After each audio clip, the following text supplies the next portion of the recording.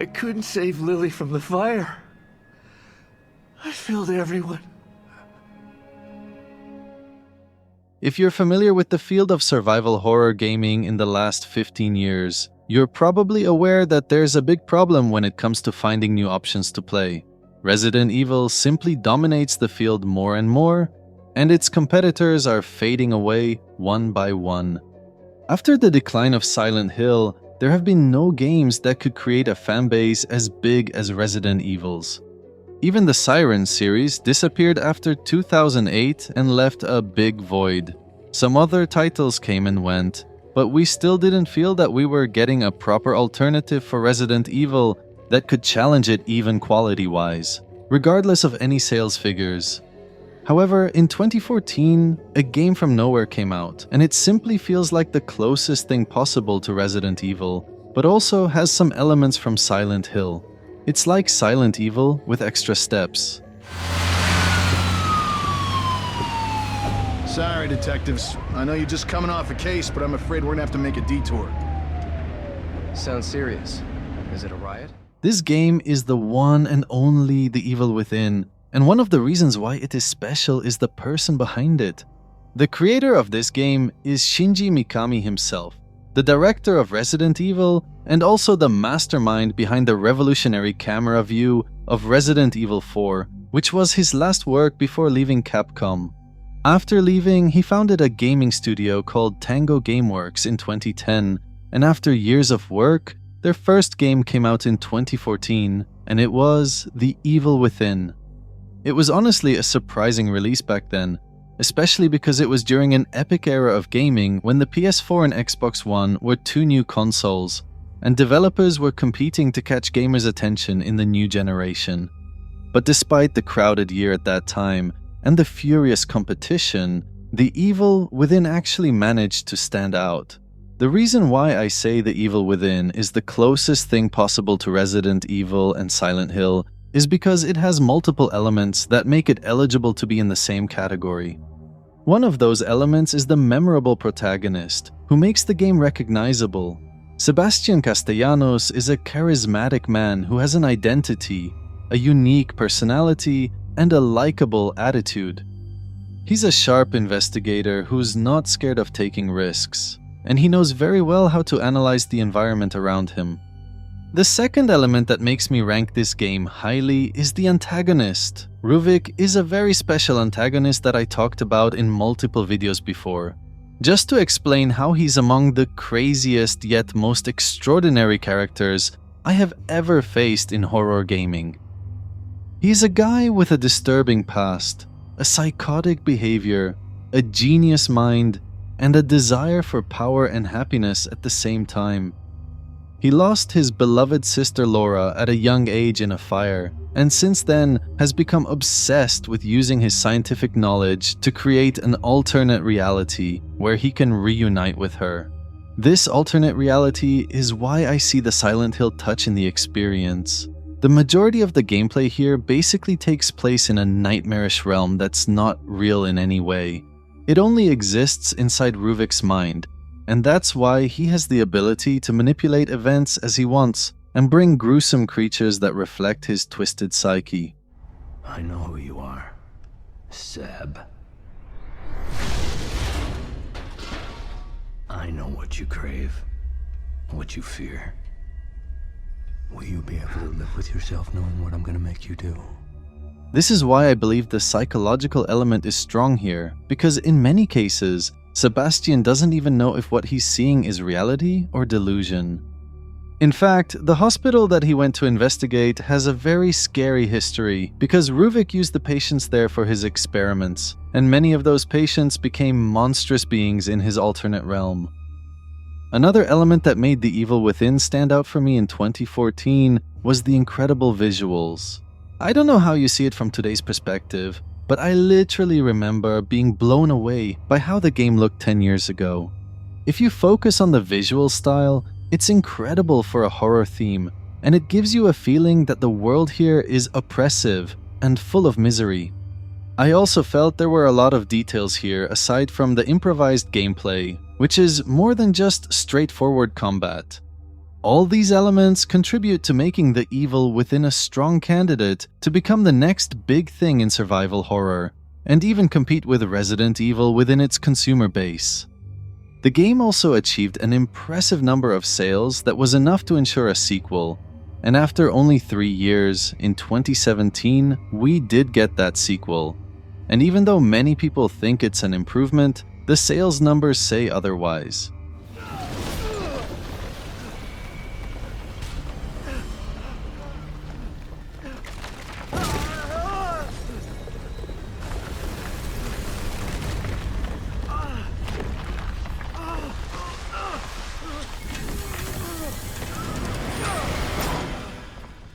The Evil Within 2 had a similar focus on the psychological side, and it also had another memorable antagonist called Stefano, with a disturbing past similar to Ruvik's. Even though I'm a bigger fan of the original one, I would still say there's actually an improvement here when it comes to the variety of enemies, especially when we think about ones like Anima, the ghostly woman that haunts you in a certain section.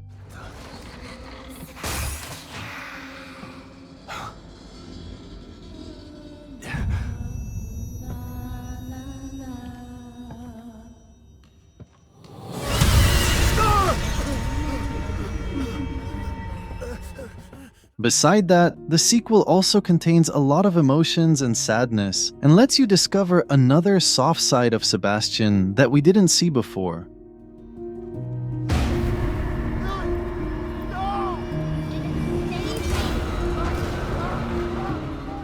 The sad part, however, is that all of this doesn't matter when people are not buying the game, because for some reason, this release was disappointing on so many levels. And there are many reasons behind that aside from the quality. One of the reasons that led to this was the competition that year. If you're a horror gamer, then the first thing you think of when you hear about the year 2017 is definitely Resident Evil 7. Resident Evil 7 in that year literally stole the attention everywhere, and people were talking about it all the time. It was recognized as the game that saved the series after the decline of Resident Evil 6. And it was also interesting because of its first-person perspective and psychological horror elements.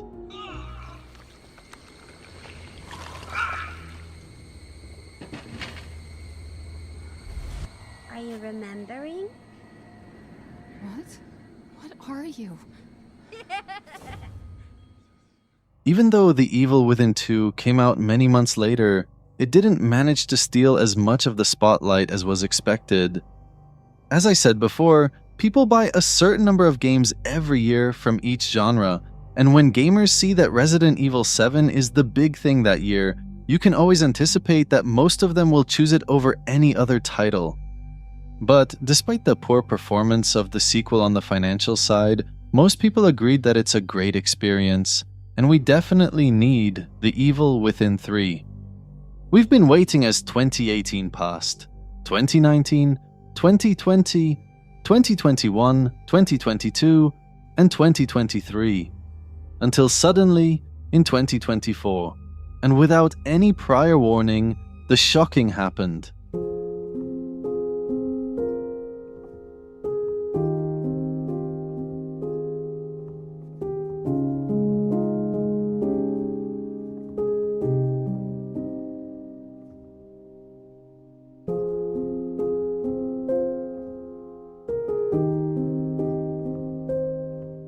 On May 7th of this year, Tango Gameworks, the studio behind The Evil Within, announced that they would be closing. However, it was not their decision, it was the decision of Microsoft and Xbox. But why? For those of you who don't know, Xbox acquired this Japanese studio years ago to boost their presence in Japan, especially because Shinji Mikami was involved in it. In fact, Bethesda, which is also now an Xbox company, has been the publisher of the Evil Within games since the beginning, and they're basically the reason the project had enough funding to release. However, since Xbox has a weird habit of buying studios to shut them down, it feels like Tango didn't have the privilege to survive the clause. It's weird because, from a quality perspective, the studio literally has never made a bad game. Their 4 projects were well received by gamers regardless of the financial side, which relies more on the publisher's job in marketing. The Evil Within games were definitely awesome. Ghostwire Tokyo was an impressive game in general, and it's hard to call it a flop, but once we reach the last game, the whole thing becomes even more strange. The latest game from this studio is Hi-Fi Rush, and the vast majority of players across different platforms agree that this was one of the best surprises of 2023. It was shadow dropped in January of last year, and people fell in love with it immediately on both PC and Xbox. It was successful to the extent that a year later, it became available for PlayStation 5 owners as well, and they also loved it. So the real question is, why the heck do you close a studio that made such an incredible game recently? You're mine. To do with as I please. Well, to understand the mindset of corporations, you need to first realize that they don't see games through the lens of quality, fun, or even what people say about them. They simply focus on one side only, and it's obviously the commercial side. For them, a great game that gets 10 out of 10 reviews but doesn't sell as much as they want is simply considered a failure, which makes sense when you're a business owner. However, what doesn't make sense is sacrificing the people who were not responsible for that commercial failure and throwing them under the bus. Realistically, developers have absolutely no role in the commercial failure if the game is actually good. Their job is to develop the best game possible, and then it's the publisher who's responsible for driving eyeballs to that game. They are the ones who do the marketing and introduce it to as many people as they can. That's why they make the most money as well, because they keep getting paid as long as people are still buying the game. But for some reason, when things go wrong, the developers are always the ones who pay the price. Long story short, after Microsoft released their revenue report for the gaming division recently, it seems they were not satisfied with the overall outcome, even though they made a tremendous amount of money. However, they noticed something that probably led them to crack down on some studios. They saw that one of the main reasons they made a lot of money was because of Activision, which is the last major company that they acquired. Okay, what the hell am I sensing? Is that the Namekian? Is that me? Is that me stronger than me? When I say major, I mean gigantic, because they spent more than $68 billion to have it, which is an unprecedented amount in the gaming industry. As you all know, Activision makes Call of Duty, and if you're familiar with gaming in general, you definitely know it's a franchise that keeps making money left and right, no matter the game they make. I personally stopped playing it a long time ago, but it feels like it's still able to catch the attention of new players, and its money-making machine keeps working. This is why I always say again and again that it doesn't matter if a game is good if people are not buying it. I made 2 entire videos explaining why this very aspect is the reason Resident Evil managed to survive while Silent Hill and all the other competitors declined and vanished. Many people who praise games like Silent Hill and The Evil Within on the internet have literally never bought a copy of either franchise, and this leads to a popular franchise with no financial shield to protect it. So even though Bethesda mishandled the marketing for Tango Games, it was obvious that the developers would be the ones punished for the consequences. Hi-Fi Rush is a big example of horrible marketing. The game was released out of nowhere and was a mystery for a long time until people started talking about how good it is. This means that Bethesda didn't even anticipate that the game was going to be this successful, and they thought it was just something on the side that didn't need a big budget to tell people about. That's not bad. With that being said, the real question is, does the shutdown of Tango Gameworks mean the Evil Within franchise is gone forever? Well, maybe, and maybe not. The disappearance of the studio itself doesn't necessarily mean that their work will be gone with them, because those titles are owned by Bethesda and Microsoft. In fact, some of the developers of the closed studios will actually be transferred to other Microsoft studios to work on other projects. And the same might happen to the games too. Other studios will most likely be assigned to produce new installments of them if Microsoft decides to bring them back to life. Another reason that makes me believe The Evil Within 3 is still possible is because Bethesda was actually planning to make it a few years ago. For those of you who don't know, Ghostwire Tokyo was originally planned to be The Evil Within 3, but during the development, the shape of the game changed so much that they decided to make it its own thing. This means that the idea of releasing a third installment of The Evil Within was on the table at Bethesda, despite the poor commercial performance of the second one.